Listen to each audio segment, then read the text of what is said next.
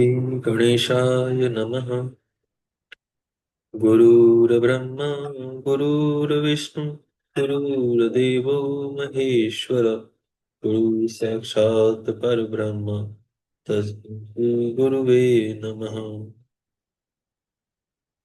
त्वमेव माता च पिता त्वमेव त्वमेव बन्धु च सखा त्वमेव त्वमेव विद्या द्रविणं त्वमेव त्वमेव सर्वं मम देव देव।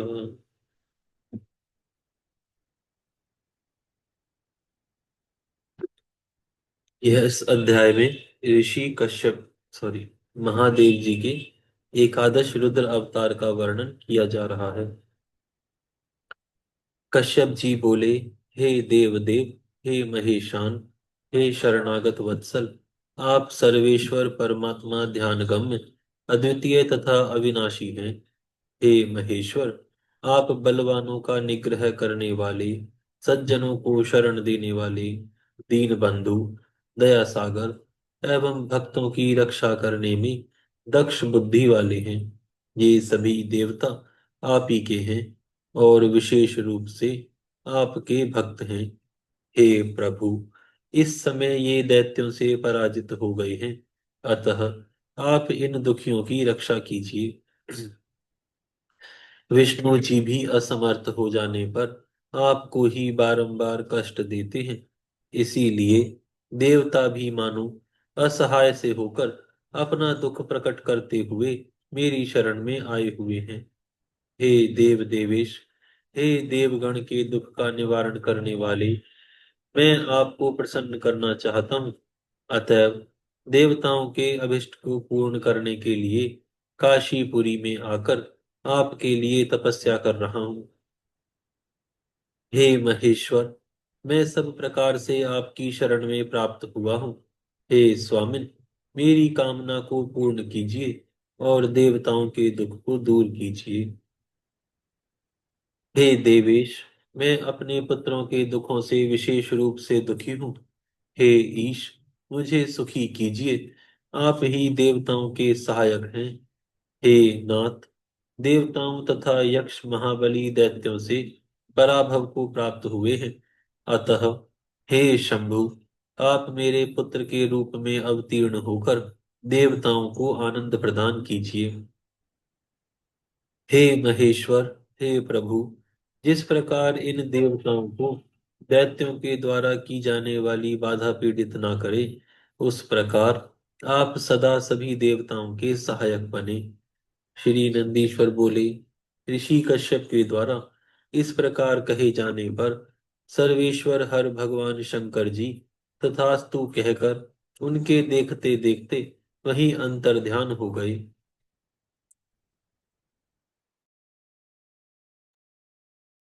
कश्यप जी भी अत्यंत प्रसन्न होकर शीघ्र अपने स्थान पर चले गए और उन्होंने आदरपूर्वक देवताओं से समस्त वृतांत कह सुनाया।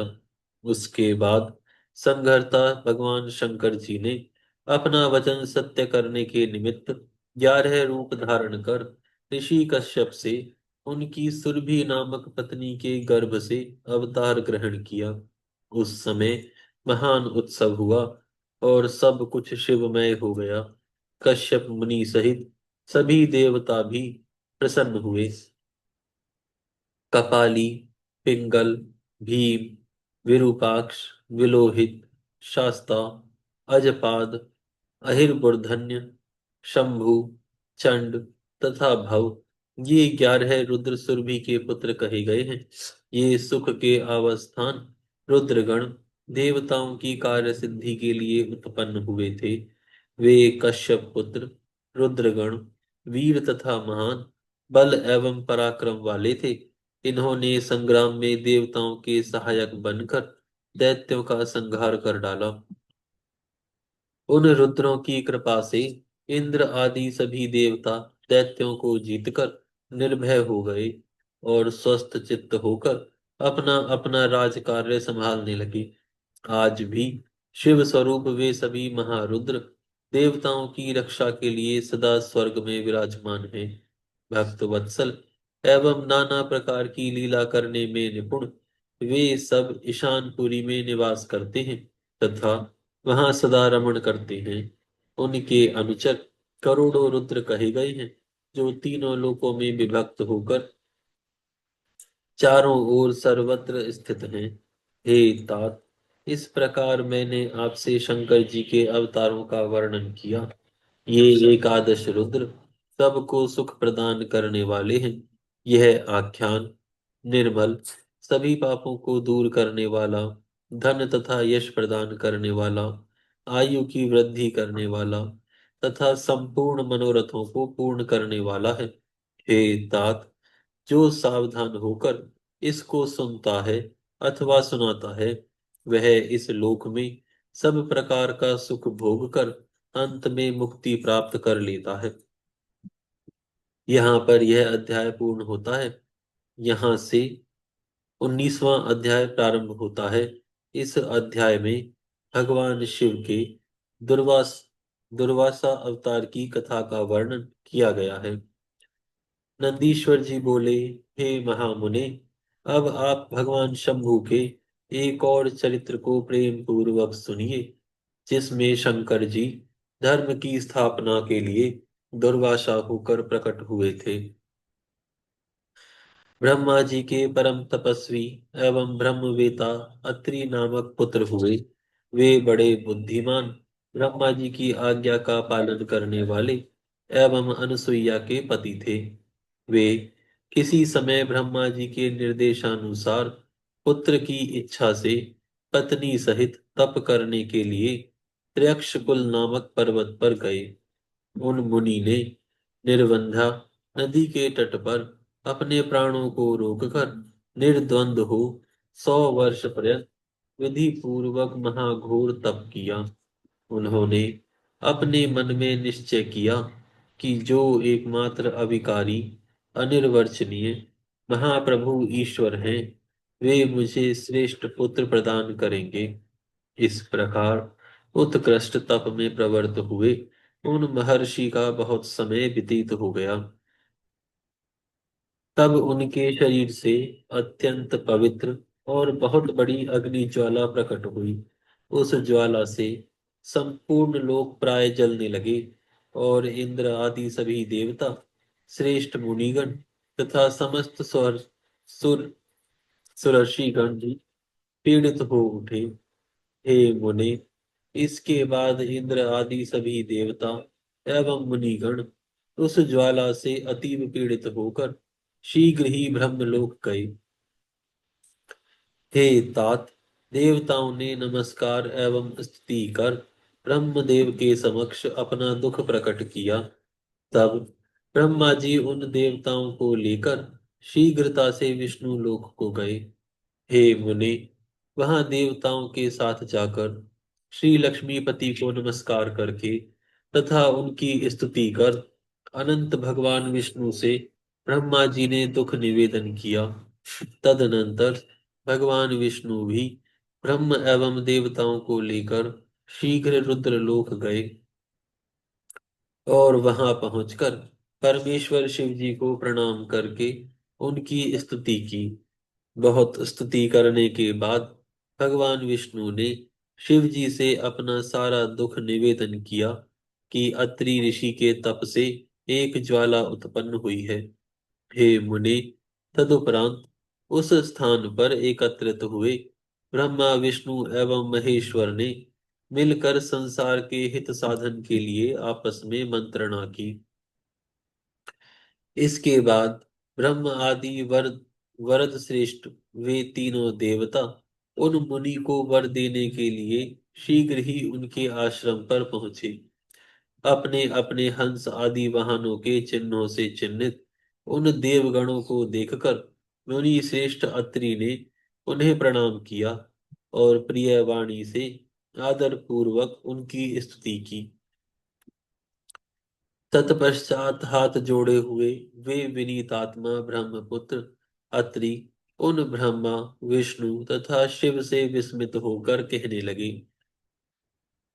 अत्रि ऋषि बोले, हे ब्राह्मण, हे विष्णु, हे शिव, आप सब तीनों लोकों के पूज्य प्रभु ईश्वर और उत्पत्ति स्थिति तथा प्रलय करने वाले माने गए हैं। मैंने तो सपत्नीक तपोनिरत होकर पुत्र की कामना से केवल एकमात्र जो इस सारे जगत के ईश्वर हैं उन्हीं का ध्यान किया है, किंतु वरदाताओं में श्रेष्ठ आप तीनों देवता यहाँ कैसे उपस्थित हुए हैं? मेरे इस संशय को दूर कर मुझे अभिष्ट वर दीजिए। उनकी यह बात सुनकर उन तीनों देवताओं ने कहा, हे मुनिराज, जैसा आपने संकल्प किया था वैसा ही हुआ है। हम ब्रह्मा, विष्णु एवं महेश तीनों ही समान रूप से इस जगत के ईश्वर हैं, इसीलिए वर देने के लिए उपस्थित हुए हैं। अतः हम लोगों के अंश से आपके 3 पुत्र उत्पन्न होंगे। वे सभी जगत में प्रसिद्ध होकर माता एवं पिता की कीर्ति को बढ़ाने वाले होंगे। ऐसा कहकर वे तीनों देवता प्रसन्न हो अपने अपने धाम को चले गए।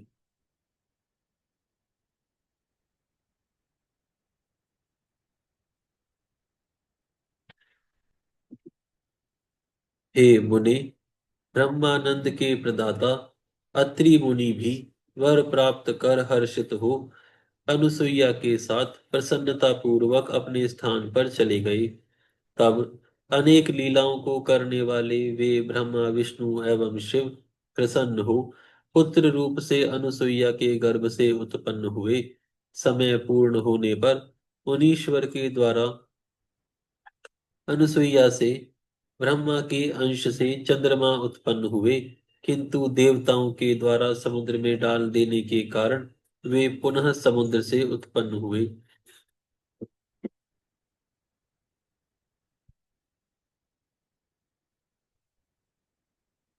हे मुने, विष्णु जी के अंश से ऋषि अत्रि के द्वारा उन अनुसुईया से दत्तात्रेय उत्पन्न हुए, जिन्होंने सर्वोत्तम संन्यास पद्धति का संवर्धन किया। हे मुनि सत्तम, ऋषि अत्रि के द्वारा उन अनुसुईया से भगवान शिव के अंश से श्रेष्ठ धर्म का प्रचार करने वाले मुनि श्रेष्ठ दुर्वासा उत्पन्न हुए। रुद्र ने दुर्वासा के रूप में प्रकट होकर ब्रह्म तेज को बढ़ाया और दया पूर्वक बहुतों के धर्म की परीक्षा भी ली। हे मुनीश्वर, सूर्यवंश में उत्पन्न जो अम्बरीश नामक राजा थे उनकी परीक्षा दुर्वासा ऋषि ने ली थी। उस आख्यान को आप सुनिए। वे नृप श्रेष्ठ अम्बरीश 7 द्वीपों वाली पृथ्वी के स्वामी थे। एकादशी के व्रत में स्थित होकर वे दृढ़ नियम का पालन करते थे। उन राजा का यह दृढ़ संकल्प था कि मैं एकादशी व्रत कर द्वादशी को पारायण पारण करूंगा। शंकर जी के अंश से उत्पन्न हुए मुनि श्रेष्ठ दुर्वासा उनके उस नियम को जानकर अपने अनेक शिष्यों को साथ ले उनके समीप गए। उस दिन स्वल्प द्वादशी जानकर राजा ने पारण करने के लिए जो ही भोजन करने का विचार किया, उसी समय शिष्यों सहित ऋषि दुर्वासा वहां आ पहुंचे।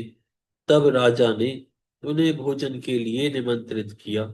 इसके बाद मुनि दुर्वासा शिष्यों के साथ स्नान करने के लिए चले गए और राजा की परीक्षा लेने के लिए उन्होंने वहां बहुत विलंब कर दिया।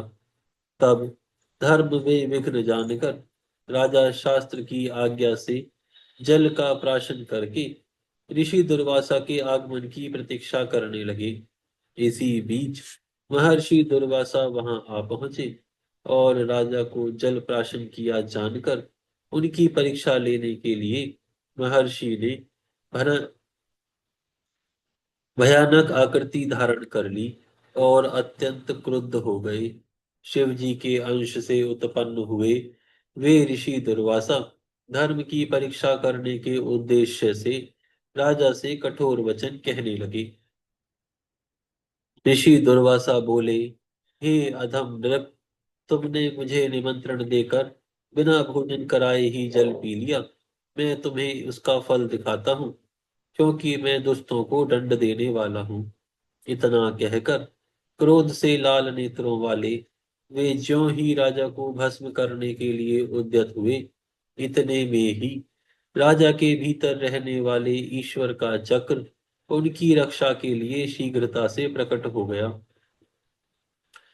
वह सुदर्शन चक्र शिव माया से विमोहित शिव स्वरूप मुनि दुर्वासा को न जानकर उन्हें जलाने के लिए भयंकर रूप में जल उठा। इसी समय अशरीरी आकाशवाणी ने विष्णु प्रिय ब्राह्मण भक्त महात्मा अम्बरीश से कहा। आकाशवाणी बोली, हे राजन, शिव जी ने ही यह सुदर्शन चक्र विष्णु जी को प्रदान किया है। ऋषि दुर्वासा को जलाने के लिए प्रज्वलित चक्र को इसी समय शीघ्र शांत कीजिए। ये दुर्वासा साक्षात शिव हैं। इन्होंने ही विष्णु जी को यह चक्र प्रदान किया है। हे नृप श्रेष्ठ, इन्हें सामान्य मुनि मत समझिए। ये मुनीश्वर आपके धर्म की परीक्षा के लिए आए हैं। अतः शीघ्र ही इनकी शरण में जाइए, नहीं तो प्रलय हो जाएगा। नंदीश्वर बोले, हे मुनीश्वर, ऐसा कहकर आकाशवाणी शांत हो गई। तब वे अम्बरीश भी भगवान शिव के अंश स्वरूप उन मुनि की स्तुति आदर से करने लगे। अम्बरीश जी बोले, यदि मैंने दान किया है, इष्टापूर्त किया है, अपने धर्म का भली भांति अनुष्ठान किया है और हमारा कुल ब्राह्मण्य है, तो भगवान विष्णु का यह अस्त्र शांत हो जाए। यदि मेरे द्वारा सेवित भक्त वत्सल भगवान मुझ पर प्रसन्न है, तो यह सुदर्शन चक्र विशेष रूप से शांत हो जाए। नंदीश्वर जी बोले, हे मुनीश्वर, इस प्रकार रुद्रांश भूत ऋषि दुर्वासा के आगे अम्बरीश के स्तुति करने पर आकाशवाणी से प्रेरित बुद्धि वाले वह शैव सुदर्शन चक्र उन्हें शिवांश जानकर पूर्ण रूप से शांत हो गए।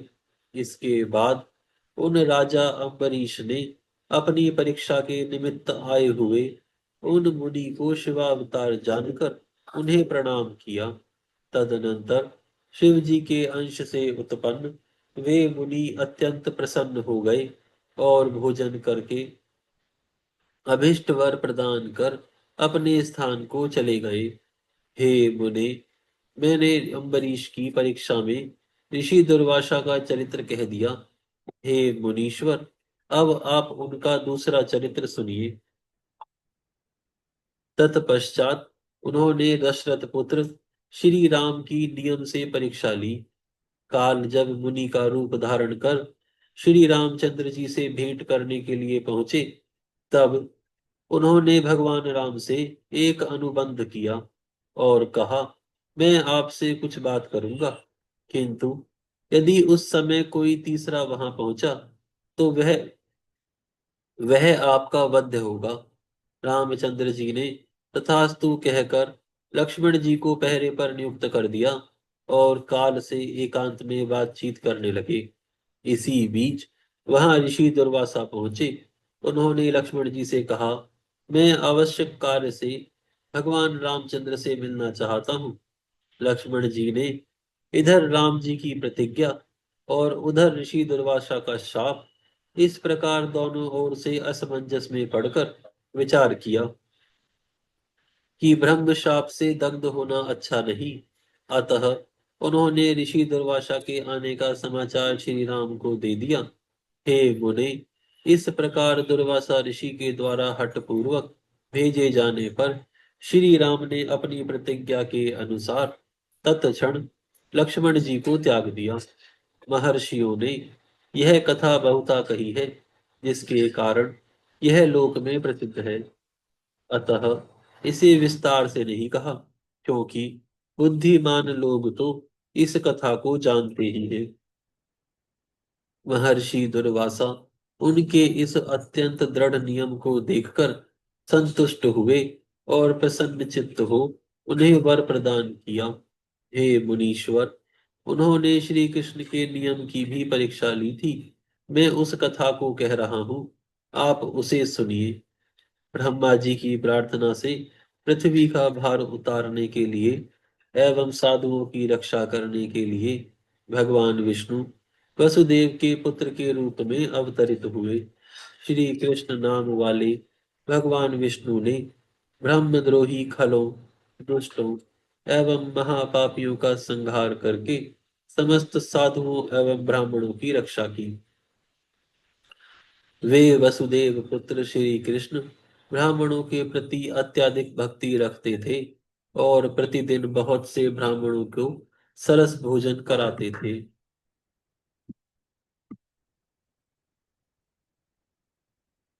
श्री कृष्ण ब्राह्मणों के विशेष रूप से भक्त थे। जब वे इस प्रसिद्धि को प्राप्त हुए, तब हे मुने, उन्हें देखने की इच्छा से वे ऋषि दुर्वासा मुनि श्री कृष्ण के पास पहुंचे। उन्होंने श्री कृष्ण एवं रुक्मणी को रथ में जोत दिया और उस रथ पर स्वयं सवार होकर उन्हें हाँकने लगे। श्री कृष्ण एवं रुक्मणी ने बड़ी प्रसन्नता के साथ उस रथ का वहन किया। ब्राह्मण के विषय में उन दोनों की इतनी बड़ी दृढ़ता देखकर रथ से उतरकर मुनि ने प्रसन्न हो उन्हें वज्र के समान अंग वाला होने का वर दिया। हे मुने, एक समय गंगा जी में स्नान करते हुए मुनि श्रेष्ठ दुर्वासा निर्वस्त्र हो गए थे। उसी समय वे कौतुकी मुनि लज्जा का अनुभव करने लगे। उस समय वहां स्नान कर रही द्रौपदी ने यह जानकर अपना आंचल फाड़कर तथा उसे आदर पूर्वक प्रदान करके उनकी लज्जा को ढक दिया था। इस प्रकार प्रवाह के द्वारा अपने समीप आए उस वस्त्र को लेकर वे मुनि अपने गुह्य अंग को उससे ढककर उन द्रौपदी पर प्रसन्न हुए और द्रौपदी को उनके आंचल के बढ़ने का वर दिया। समय आने पर उसी वरदान के प्रभाव से द्रौपदी ने पांडवों को सुखी बनाया। हंस एवं डिंभ नामक महाखल कोई दो राजा थे। उन्होंने ऋषि दुर्वासा का अनादर किया। तब इन्हीं ऋषि दुर्वासा ने श्री कृष्ण को संदेश देकर उनका नाश करवाया।